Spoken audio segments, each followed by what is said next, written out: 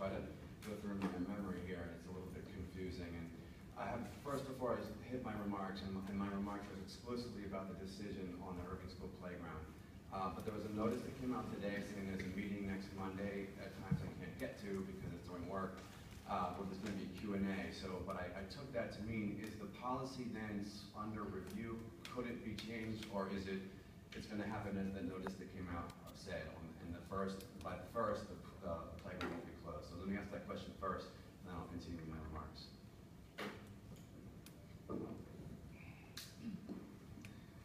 Before implementing that decision, we wanted to give parents the opportunity to get feedback from you. I know we've been receiving several emails. I want you to know that we're listening. And just out of respect to the community, I want you to give you that opportunity to give us additional insight that we might not have known. So that's a perfect time. If you cannot make it to the meeting, I'm more than available to talk to you over the phone. And we can discuss this further, but to this point, we're going to remain with the decision, and let's see what happens after that, the Q&A. Okay, so I'll go on with my remarks then. The decision angers and offends me, first of all, and my emotions are a little high over it, so if my jersey shows a little bit tonight, I apologize in advance.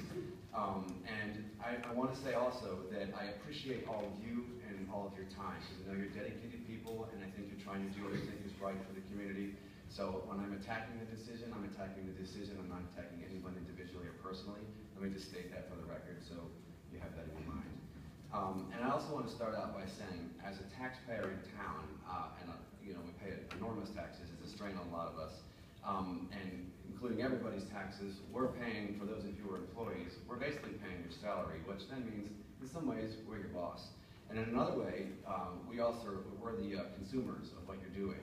So as your boss and as your consumer, we want to be happy. So my wife's comments sort of spoke to that a little bit, but I want to say it again.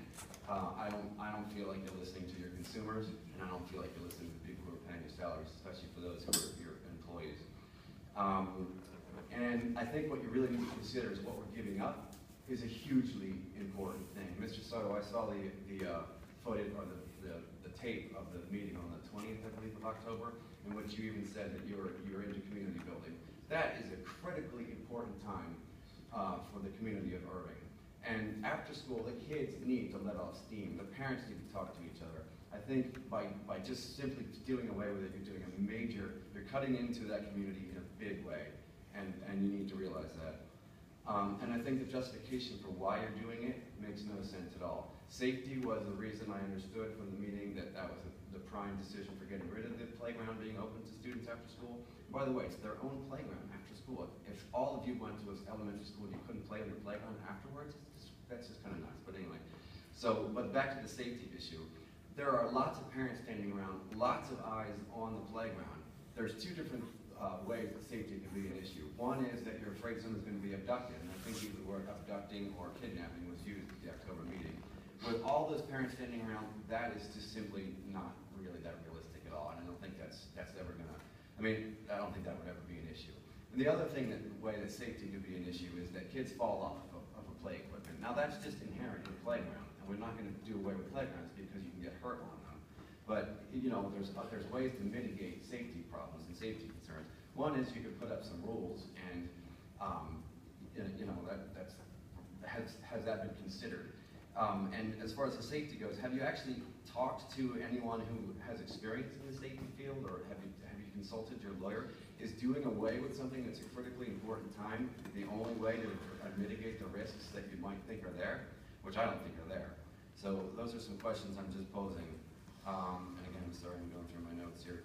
And I have to say, I'm an attorney and I work for a large institution that has a lot of public property.